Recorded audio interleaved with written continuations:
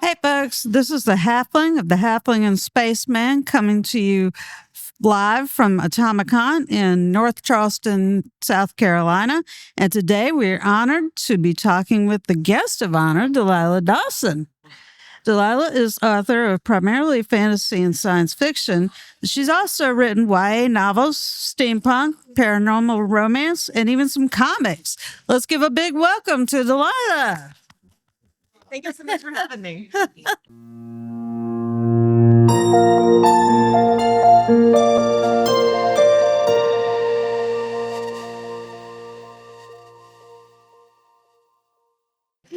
So, Delilah, why don't we get started with you telling us a little bit about yourself and your background, including your education?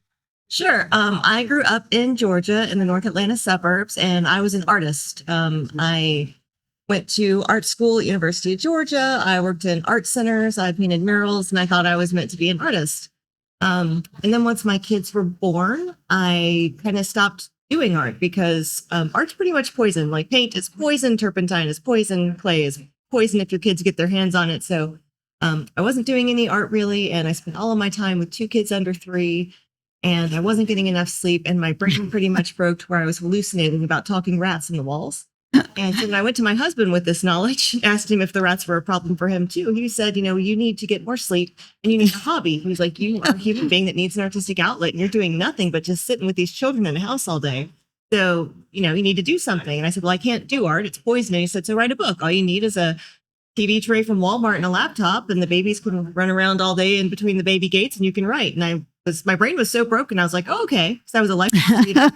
I grew up liking books more than other children, and I was reading constantly. I got my first Kindle when they first came out because I was reading while I was nursing, and I dropped a Jane Austen compendium on the baby, and my husband was like, there has to be a better answer.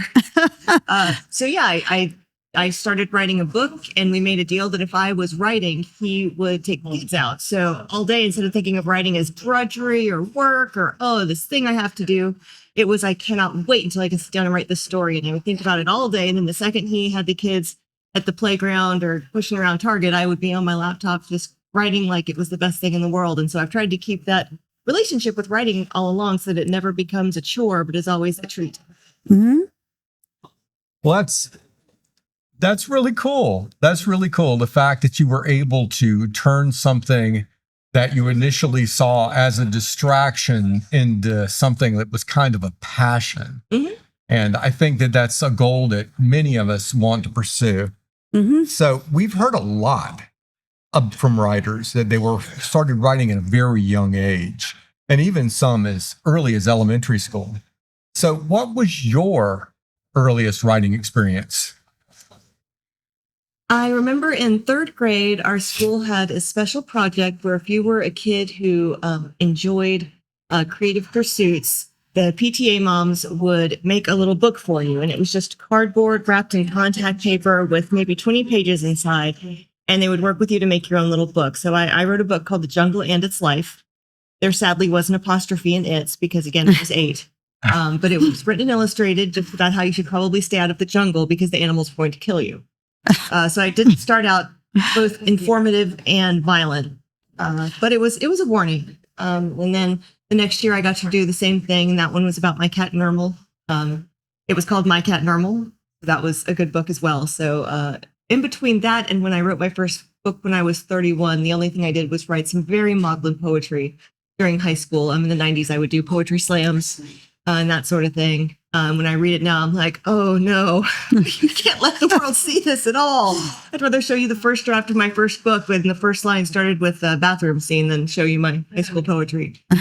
So I just grew up thinking that writers were like, surgeons and nuns where you knew what you were supposed to be and you felt called to it and you were dedicated to it. I didn't quite realize that just, anybody with the mettle and the time could become a writer and write anything they wanted at any time. There's just no barrier to entry. You don't have to have a certificate or permission or a class. You can just start writing. And so, once my brain was broken enough to allow the former gifted kid to take a back seat to perfection and just kind of write some garbage, game was on then.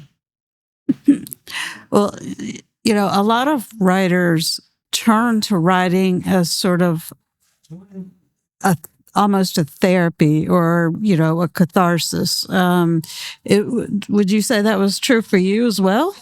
Oh, yes, very much. I worked through a lot of my trauma in my books. I grew up in a household with alcoholism and domestic violence. I had issues with self-harm when I was a kid because of this, and I had some incidences with assault. So I went through a lot of things, and I've worked through that in many of my books.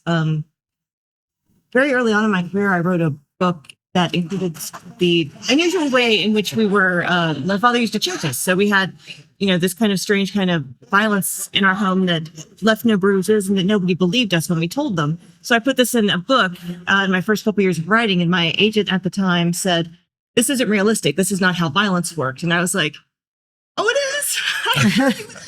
But she wouldn't move forward with the book because she didn't think it was realistic. So later on, when I gained some skill, I kind of put that into the book, The Violence, which is, pretty much my most literary recognized book. It's been reviewed in the New York Times, and it was bought to make a movie for a while there. So it was really felt like an accomplishment to be able to explain that satisfactorily so that maybe other people who had experienced this kind of violence could read it and know that they're not alone. And there is an author's note to that extent, so it doesn't seem like it's just coming out of anywhere. My latest Star Wars book, I was learning about my neurodivergence. And so if you read that book through the lens of someone who is growing up in kind of a religious cult or a more oppressive culture, learning that their brain works differently and that they see things differently, there's a lot of parallels there. So yeah, I work through a lot of trauma in my books. But I always make story first. They're not issue books. They're a person going through issues having an adventure. Yeah. Yeah. Well, that makes sense. I had to go into therapy for a little while, and my mom had developed lung cancer, and there was a lot of stuff going on at work, and so I decided I needed a little help. But I also decided at the same time that I was going to start writing, sort of chronicling things that were going on. And I showed this and I inserted a sort of some humor into it because there were some kind of, not lighthearted subjects, that I was dealing with. But I inserted some humor into it. And I told my therapist I was writing, and she said, "Well, can I see it?" And I said, "Well, it's not really for anybody, but sure." So she read, she was like, "This is fantastic." She, and not in a, "you should get this published," but just the fact that I was using that as a tool to help cope, with what was going on. So I can empathize with that. But let's go back to to your writing career and how it really started. So thinking back to the first book that you got published, how long did it take you to write that book, and how long did it take you to actually get it published? So my first book took me about 3 months to write. I have remained a pretty fast writer. Most of my books take 1.5 to 3 months. So that first one did come out pretty hard and fast. So that would have been 2009. And I took a long time editing it because I had realized after reading Stephen King's On Writing that, editing is really the bigger part of the work. And I had beta readers and, I was checking for spelling and grammar and trying to figure out how to get a first chapter that really sings. And so while I was doing that, I was researching online how to get published. 2009, 2010, it was a really great time to be a burgeoning writer online because so many agents had interesting blogs where they posted things daily, tips on Twitter. There was a really lively, friendly community of very helpful people who wanted to pay it forward and give the next generation kind of a hand up. I really missed that time and what it did for new writers. So I learned everything online because, again, I was trapped in a house with 2 children that were under 3. And so I read Query Shark, which I think is the most valuable thing for anyone who wants to be traditionally published, which I did. Query Shark is a longtime agent tearing apart queries and kind of showing in real time what an agent thinks of what is there and how they would improve it. And there's over 350 now on that blog, I think. So I always tell up and coming writers, like, if you want to write a good query letter, you need to read every single query on there and really get a feel for it. And so I learned how to query online. I used Agent Tracker and Agent Query and Query Tracker to find agents that were representing my genre and the next genre I was going to write, which I was getting an idea for a middle grade adventure book. So I needed to make sure that my agent covered lots of different things because I could already tell that I wasn't going to be a kind of one brand person, that I was going to be all over the place. Mm-hmm. And I started querying. And as that happened, I don't deal with rejection well, and especially then. So I had a system where if I got a rejection, I would file it under the screen. When Excel comes up, you have your screen and then you have the cells below that you can't see them. So every time I got a rejection, I'd file it. I had to see them. All I could see was I've got, 18 more agents I can query. I didn't see the 57 no's, which helped me to kind of trick my brain into not feeling like garbage all the time. And I also was working on the next book, which kind of, for me, once you've started working on the next book, the book that's currently being queried or submitted, like, I don't care about that anymore. It's the old news. So I always say, if you're querying and you want to stay sane, definitely start working on the next book, because it gives you a way to move forward instead of just kind of sitting there staring at your email all day. Mm-hmm. First book got 57 rejections. And then a very nice agent said, this book is fatally flawed, but you have some chops. If you write something else, send it to me. And as soon as she said that, I dropped that book and completely focused on the new book. Second book got 37 rejections, and then 2 agents offered on it. I accepted one. That book was on submission for a year and a half and did not sell. Meanwhile, I was writing the third book, and that book sold in a 3-book series to Pocket at Simon & Schuster and became Wicked as They Come, the first in the Blood series. Mm-hmm. So it probably took I started writing my first book it would have been winter of 2009. I got my agent in 2010. I sold the book in 2011, and it came out in 2012. It's awesome. Wow, that's actually pretty good for for a beginning writer.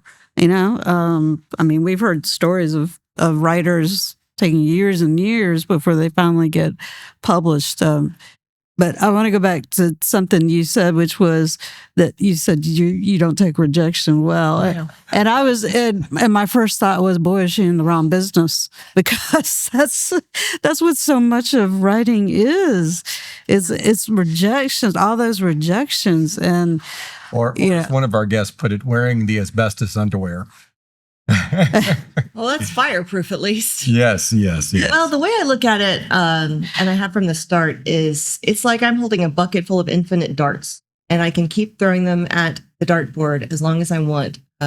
When you're querying, no one is keeping track of me like, oh, this is the 8th time she's queried me, or, oh, I know this name. I mean, unless you're a major jerk, then you can get blackballed if you are really aggressively mean and horrible to agents, because they talk. Publishing is very small. But in general, if you are polite and follow the rules, you can keep writing as many books as you want. You can keep querying as many books as you want.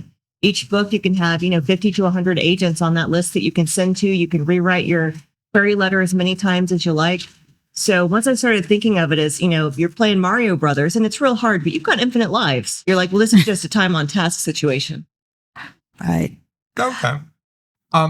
Delilah, you've written all sorts of different forms of fiction. From novels, novellas, you've written in the YA genre, you've even written comics. Of all those different things, what's been your favorite?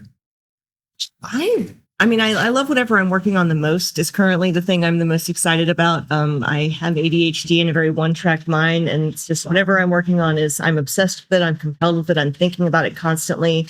As I'm falling asleep, I'm typing into notes on my phone. But just the feeling of sinking into a novel and a story that I'm really excited about, it's just so wonderful. It's like when I did art, my favorite thing to do was murals, and it's a very niche sort of medium in that you have to have a big wall to be able to do it, and it's one of those. It's hard to get experience when people don't just say, "Hey, you've never done a mural before? Here, ruin my home." So I practiced on my own wall at home. I would paint a mural, and then I would paint over it, and then I'd paint another mural, until I had, enough to say, like, I'll paint a free mural for the school. And then I had that. So it was hard to build a portfolio there. But a mural is something that you can't do in a day. You have to plan it. You have to draw it out. The drawing that you do has to, be good to start out with, or the finished product won't be good. And then you have to think about, well, do I paint the sky first or the leaves? Do I paint the people first or last? Oops, I messed up. This was supposed to be purple. How do I cover that up? It's very similar to a novel in that you have to have a plan and execute it, and also kind of be ready for mistakes and right turns. Sometimes you'll be in the middle of a mural and a little pregnant lady will walk into her nursery and go, I really wanted a willow instead of an oak tree. And you have to go, oh, how fun for me. So it was very good practice for that. And then a mural typically takes, 3 days if you're working 8 or 9 hours a day, or up to weeks if you're up on scaffolding. But I really do love writing a big novel. At the same time, I can write a short story in a day or two, and that's just so fun and fast, quick. And then comics, it's a whole other world. I really had to learn how to write comics because it's so different. How you have to plan out page by page in a very different way, and plan your beats for the page turns such that the odd numbers are always on the left, and the odd numbers are always on the right, and the even numbers on the left. So whenever you're going to do a big reveal, it's going to be on an even number page. So like page 1 ends on a cliffhanger, you turn it, and page 2, you're like, oh my God. So you have to plan very carefully which beats fall on which pages, which was a very challenge. My first comic script was just an absolute hot mess. And I feel like it's gotten a lot better, but it definitely was interesting to have to learn a new way to write when you have grown very confident in your writing skills. And then you get an edit letter and go, oh no. Oh no. And when that happened, when I got that first edit letter for my very first comic script, I was staying in a hotel and there was a Santa convention there. So I was having breakfast surrounded by like 80 Santas. And I just started crying. And like suddenly I'm like, oh, little girl, are you okay? And I was like, I'm 32, but I'm very upset now.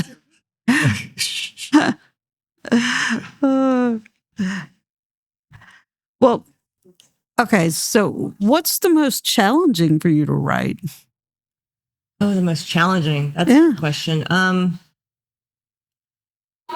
I have a book coming out this year.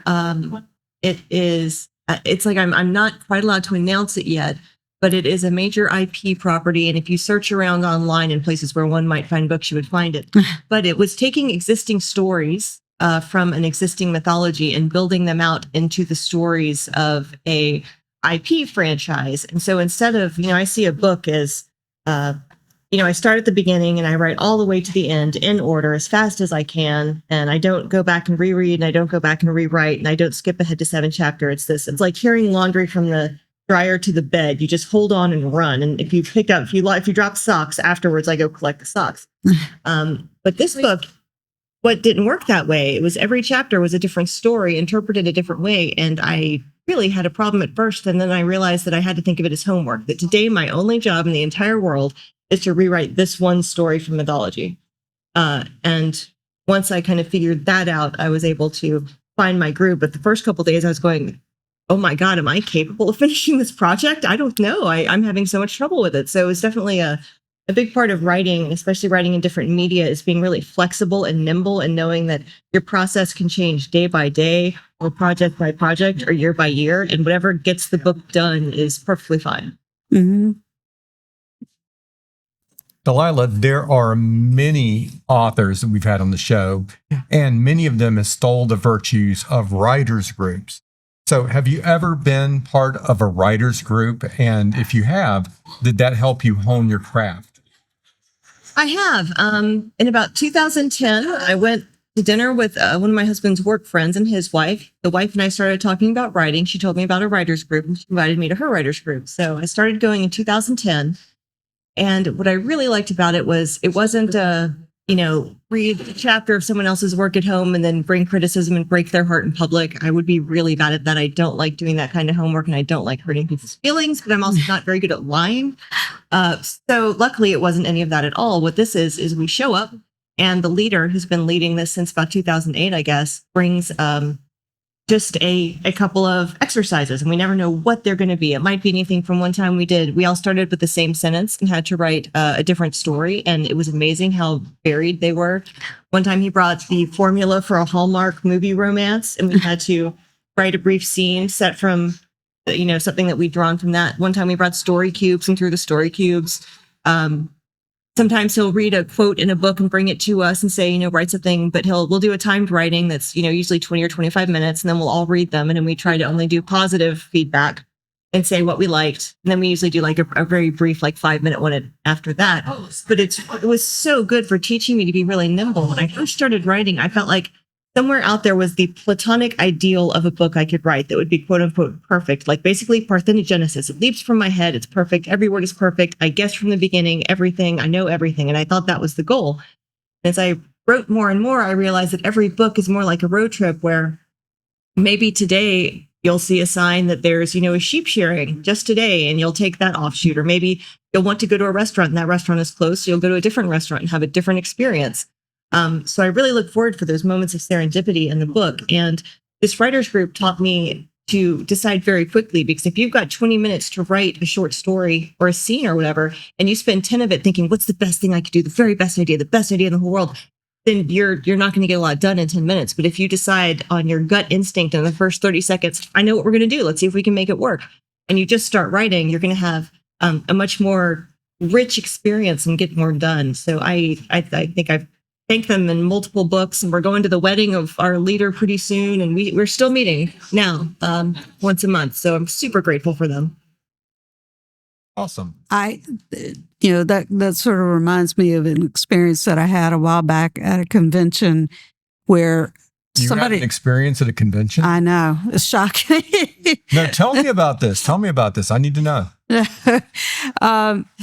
There was going to be a flash fiction workshop, and the person that was supposed to teach it had to suddenly back out, and the convention organizer sent out a SOS, because anybody fill in and do this. And the spaceman over here said, "Oh, well, you used to teach, and you've done some writing. You could do that, right?" And the next thing I know, I'm supposed to teach this flash fiction workshop, which I'm totally unprepared for. So I took a cue. I printed off one picture and gave the same picture to everybody in the class after we talked about what flash fiction actually is and what it's not. And I gave everybody the same picture and said, okay, set a time limit, short time limit, write a picture, write flash fiction about this picture. And so it's similar in concept. And they came up with some great, I have to say, I was really impressed. They came up with some great, some great little pieces of flash fiction, and they were all vastly different. Yeah, it's really valuable in that I think, especially when you're starting your writing journey, you put a lot of weight on ideas. And this is my special idea. How can I copyright it? How can I keep it safe? If I tell someone, will they use it? I've had people come to book signings and tell me their book idea, and then be like, well, if you use it, I'll sue you. And I'm going, buddy, I got so many ideas coming out of my ear. I don't need yours. But, once you realize, if you all start with the idea, there was one that we did one year that the prompt was basically like, it's midnight and you heard a thump in the attic, go. And it's like, one person wrote, about like a bumbling Bigfoot in the attic. One person wrote like a dramatic thing about, grandmother finding the pictures from the war and falling and, having dreams while she died. And then one guy wrote a ghost story about a little boy that was a ghost thumping a ball in the ceiling. And so it was like, we laughed, we cried for different reasons. We like gasped, and you just went, man, ideas are really just not that valuable. It's all in the execution. Yeah, that's right. It's like a little mote of dust that makes a snowflake. Mm-hmm. It's the snowflake that's special, not the dust. Yeah, that's deep. Ooh. That's really deep. Yeah, well, the spaceman has stepped in it more than one time. Delilah, let's talk about challenges. Every one of us has faced challenges as we have developed our craft. What challenges have you faced? And more importantly, what can you tell our listeners, viewers, about how you overcame them? Well, the first one is, if you want to be traditionally published, you're just going to get a lot of rejections. The querying process by nature, unless you're Pat Rothfuss, I think he's the only person I know who maybe sold the book on his first book on his first query, but the rest of us are kind of sitting on an iceberg of rejection. And even then, when you get an agent, it's like my first book got rejected and went to the editing table, submissions table like multiple times and got rejected. So we kind of have to deal with that and be able to keep going.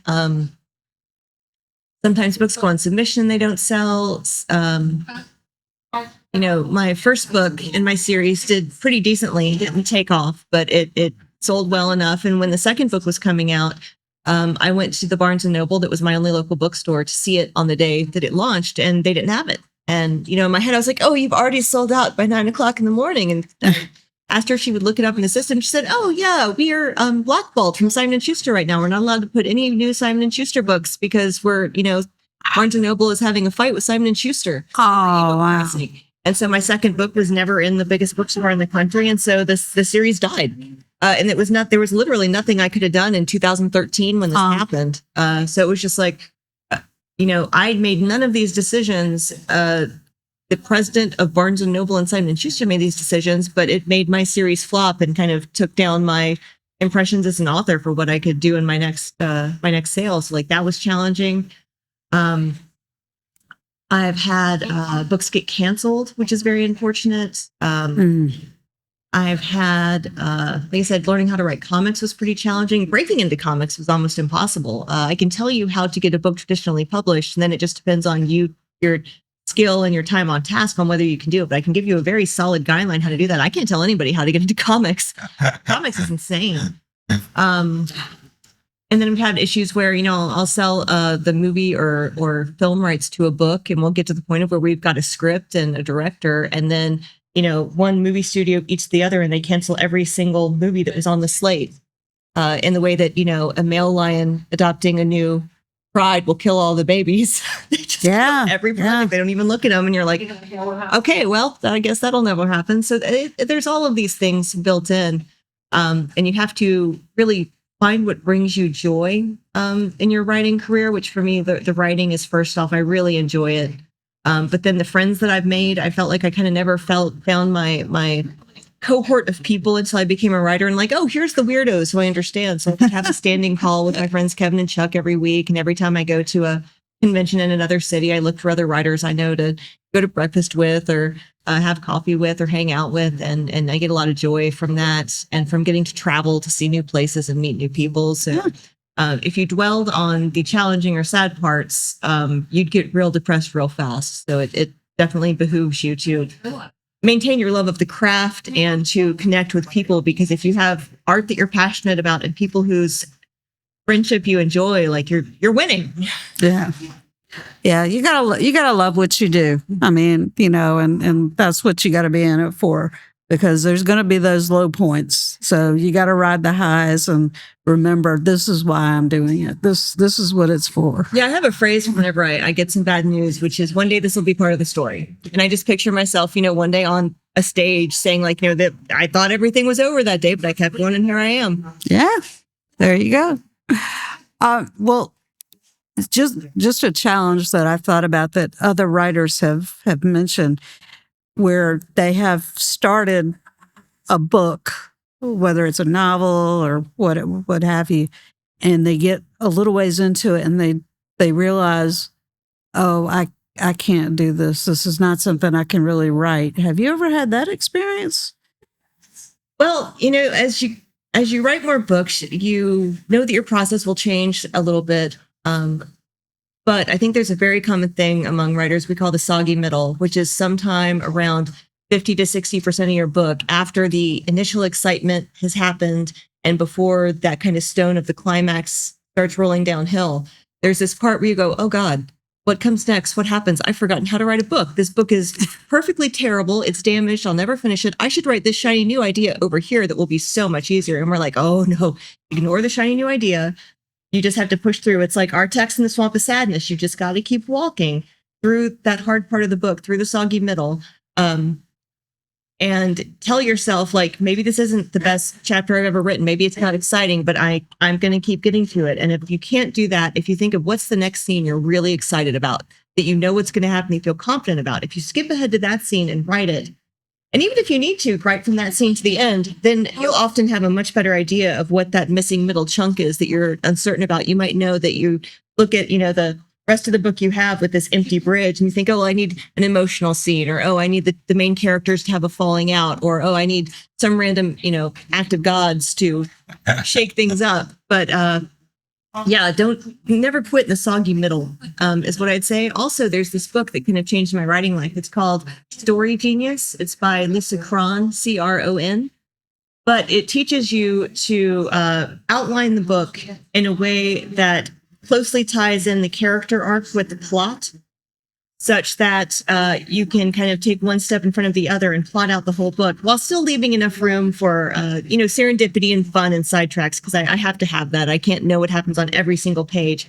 But I do need to know the main sign points of, where does the begin? What is the inciting incident that kicks off the plot? What is the main conflict? What is the climax and the ending? And what is the character's arc overall? I kind of need to know all that. So if you read Story Genius and you treat it like an outline, like a workshop, by the end, you'll have a very functional outline that'll tell you that you can land the plane. I think most of my times when I couldn't finish a book, it was because I thought that I could be a pantser instead of a plotter and just kind of randomly find the plot in the ending. And it's almost like saying, I want to go on a vacation and I don't know where I want to go. So I'm just going to start driving. And it's like, that's very fun. But if what you were wanting to do was go to, the beach, and instead you ended up in Chicago, you might be kind of disappointed. I'd much rather say, okay, if I'm going to go to the Grand Canyon, I'm starting in my home and I'm going to the Grand Canyon and I'm going to stop in this state, and this state. But then there's all sorts of room in between to have adventures. Then you are much more likely to get to the Grand Canyon than if you just randomly start driving on a road that looks nice.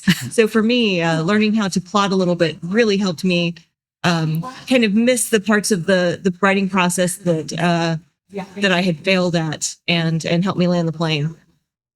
Okay. Or you take a spontaneous road trip to the mountains, and instead of being able to get a hotel room, there's a motorcycle convention in town, and every room is That booked. has never happened to us. That has never happened. That didn't happen, by the way. Yes, I originally thought that I would be a pantser my whole life because I'm very whimsical and random and mercurial. And then for my first Star Wars book, I had to write an outline. And then I went, oh, this is so much easier. And then I became an outliner. Okay. Okay. Well, skipping ahead a little bit, is there a specific writer that has inspired you, somebody you look to as sort of a role model? There have been more kind of just like outlining a book, I guess, signposts along the way. The first book that really, I was a big reader as a kid, and the first book that really deeply affected me was Watership Down, which I borrowed from the library in second grade because they told me I was too young to read it. And back then there weren't, machines that were going to scan the book. So I just borrowed it and took good care of it and returned it. Because the librarian said, oh, that's way too violent for you. That's for the older kids. And I was like, okay, thank you.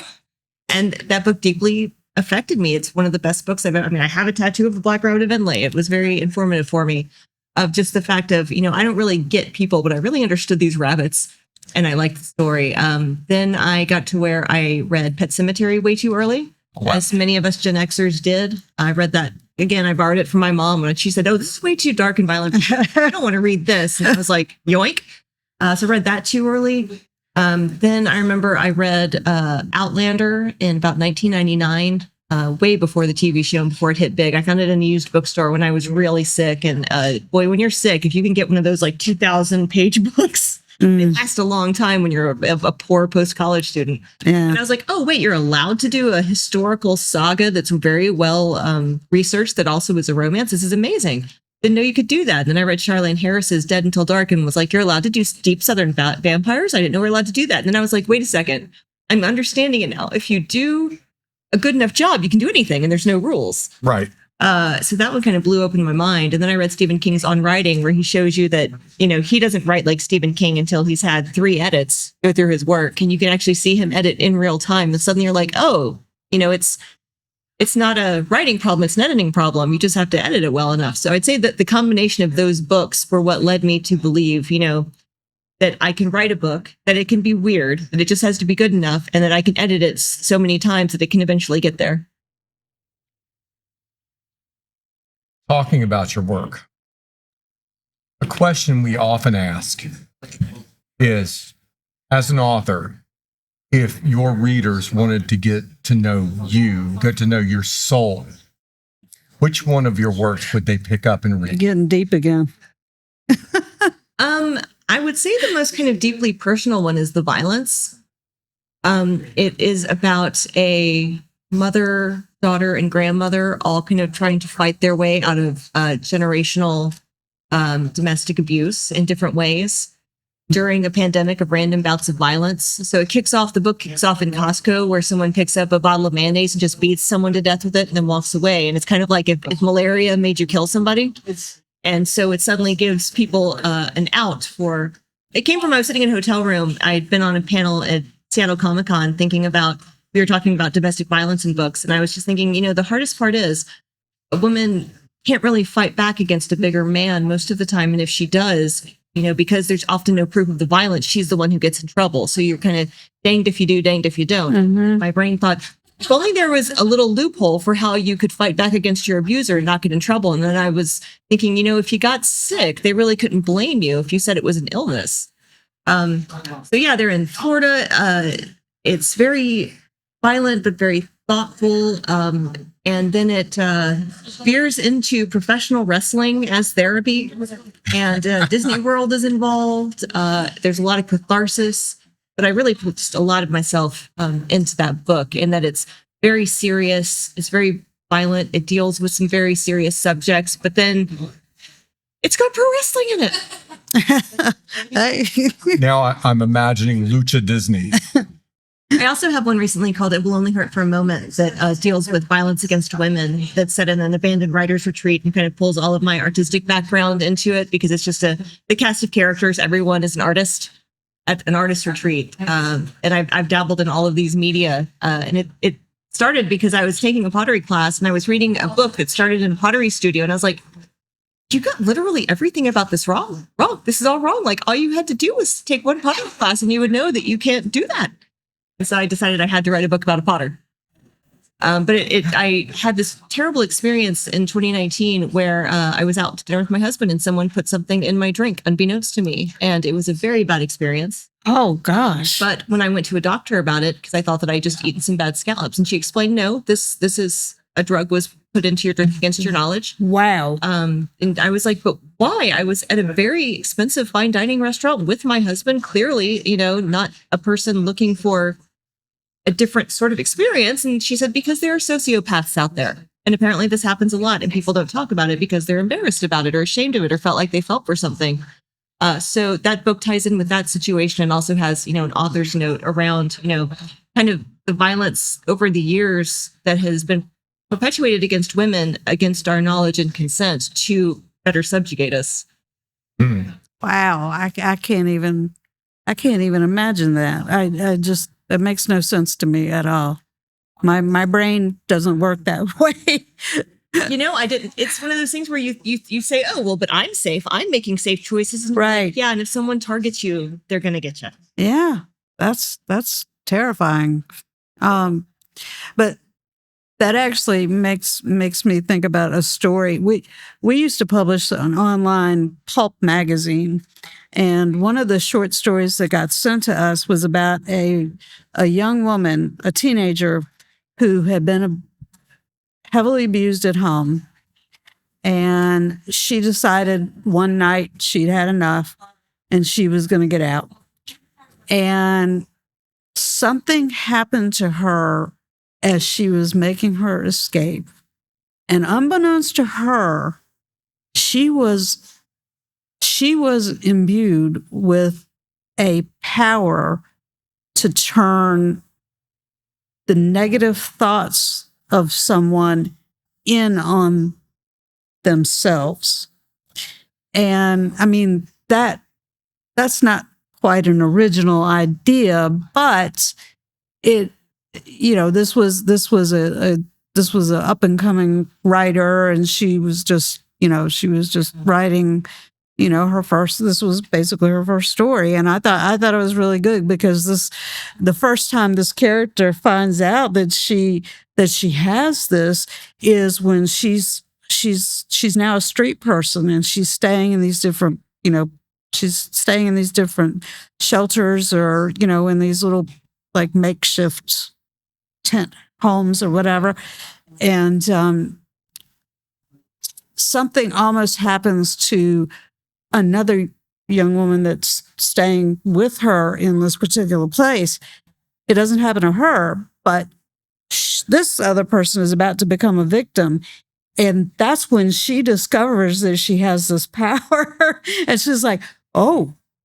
And so she becomes a superhero, looking out for those situations where women are being endangered and being accosted. And so she, that becomes her mission basically. And then she decides to go home. And that's kind of where the story gets interesting. And you get what you deserve. Sorry? And you get what you deserve. Oh, yeah. Yeah. Well, unfortunately, a lot of times people only get what they deserve in fiction. Yeah, I have a more recent book called Guillotine. That's one of those, I wrote it kind of before certain oligarchs came to power, but it was based on a BuzzFeed story that I read about, people who work with the super rich, where someone said, I worked for this very rich family and they had a yacht that carried all of their smaller yachts. And then their neighbors got a bigger yacht that carried all of their smaller yachts. So they got a yacht that carries their yacht that carries their smaller yachts. And I was like, someone needs to eat them. So I had this whole story about a billionaire's island where they end up getting what they deserve. And it was very cathartic to write. All of my books are pretty much very cathartic. There's no point where, you have that book where you're like, oh man, the bad guy won. You're like, oh no, the bad guy didn't win at all. Nah. I make a point of not reading books where the bad guy wins. Yeah. Not if I can avoid it. Because the bad guy wins in real life way too often. Yeah. True. And if I pursue fiction to escape from how reality is sometimes. Yeah. Right. That's why we read. That's why we go to movies. That's why we watch TV shows, to a little escapism. Yeah. Too much reality doesn't sit well. Well, shifting gears. One of the things we want to do with our show is to help our listeners or viewers in their pursuit of their career. So we ask 2 questions of our creators. First, if you could go back in time and tell your young self one thing you know now, what would it be?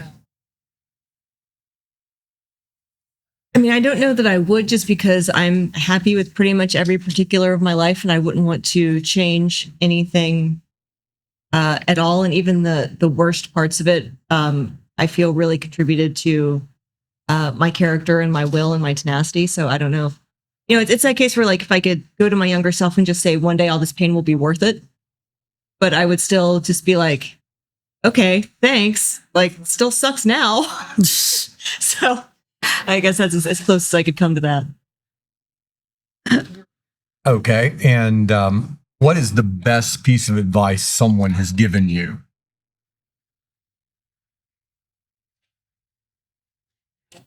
I don't know if it's not what someone gave me directly, but it's what I read in a book. One of my authors I really like is Matthew Woodring Stover. He wrote the Revenge of the Sith novelization and also a book called Heroes Die. That was a very important book to me. But he has a line in there that's Inch Toward Daylight, where a character is in a situation where he doesn't think he can move forward, where he's pretty sure he's going to die. And he's telling himself the only way out is through. All you can do is inch toward daylight. So I think about that a lot when things get hard. Where you're like, can you take one more step? Yep. Can you take one more step? Yeah. Like, if you said to me right now, can you walk to the mouth? I'd be like, ooh, that sounds pretty far. But if you say to me, can you take one more step? I'd be like, yeah, always. Always. And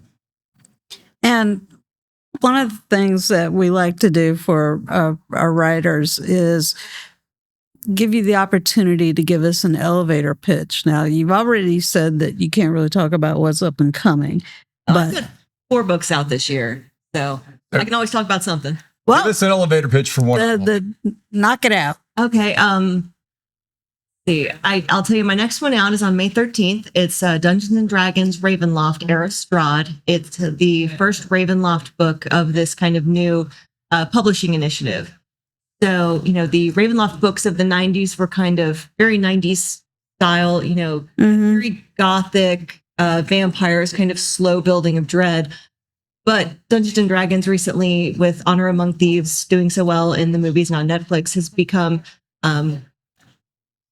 they're taking a very kind of lively, whimsical approach to it in the way that, most of our games that we play, somehow whimsy gets in there where the DM just wants you to open the door and instead you're trying to seduce it for some reason. And then you spend 2 hours seducing a door and all you have to do is turn the knob. But what you remember is, man, I really like that door. So it's taking, a group of misfits that are thrown into Ravenloft's domains of dread, as they often are, and they have to come together as a found family, starting out as basically level 2 players who are idiots and very self-centered, and come together as a family to fight Ravenloft's greatest villain, Strahd, who maintains his classic hardness and mystique and cruelty, does not in any way become sort of romantic vampire that many vampires do these days. He just stays an absolute jerk. So I'm really excited about this book. I had the most fun writing it. It's really kind of right in my bailiwick between whimsy and horror, are kind of my 2 things that I love to write the most. So it's out May 13th. And if you you don't have to have, if you've been playing Dungeons & Dragons, if you own all the rule books back to 2E, if you live your monster manual, you will find a lot in there to like. You'll see a lot of familiar things and callbacks and even callbacks to the earlier Ravenloft books. Whereas if you are a new person who's just come to Dungeons & Dragons, maybe you've only seen the movie, maybe you've only heard of it, this book can be a doorway to that world and will be a good introduction for you and hopefully get you more excited about playing a Ravenloft campaign. Awesome. Cool. Awesome. Cool. That sounds great. Delilah, where can people find more about you and about your books? So my website is delilahsdawson.com. I try to keep up with it, but I'm real bad at it. You can also find me online. I'm on Instagram, Blue Sky, and Threads at Delilah S. Dawson. Pretty much everywhere I am online. I have a Facebook page that I don't go to because they've made it really hard to manage an author Facebook page now. But I have this kind of longstanding thing that's, writing and publishing can feel very lonely. Most of us do this alone at home, in the dark behind a computer. And it can feel like everyone is trying to scam you or take advantage of you. But if you are on social media and you ask me an ungoogleable question, I will answer it. So if you say, how do I get published? I'm going to be like, here's my article on Chuck Wendig's blog on how to get published. But if you say to me, hey, this agent said such and such, I can't tell if they're a scam or not. And I'll be like, let me explain this to you. Let's talk about it. Don't fall for that. That's a scam. So I try to be there for the next generation and, in a way that people were there for me. So yeah, if you ask me a question online that's not Googleable, I am happy to chat. Awesome. That's great. It's nice to know that you're a resource for up and comers. I try to be. It's all on social media. Emails kind of frighten me. There's a level of how long do we keep talking on here? Whereas but I'm there for you on social. I miss Twitter. Twitter used to be my home, and I really miss the community there. And I feel like we really lost something good. Well, we'll make sure we follow you on Blue Sky. See ya. Well, that's great. We'll definitely get that in the show notes so people can find out about you and your works, because we want everybody to go out and discover Delilah Dawson. I've got over 32 books in print, I think, across. They're all traditionally published, and then the comics I can't even keep track of. But, you can find them on the usual places. Well, thank you so much for taking the time to talk with us today. It's been wonderful to get to know you and talk a little bit about how you got to be the writer that you are. We appreciate you sharing your experiences and your advice. And we've just had a great time. Yeah, thank you so much for having me. And we want to thank all our listeners and viewers for joining us today, live from AtomaCon in North Charleston, South Carolina. Woo! We hope that you all have enjoyed and become inspired by today's guest, Delilah Dawson.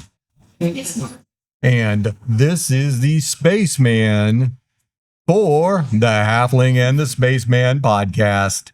Over and out.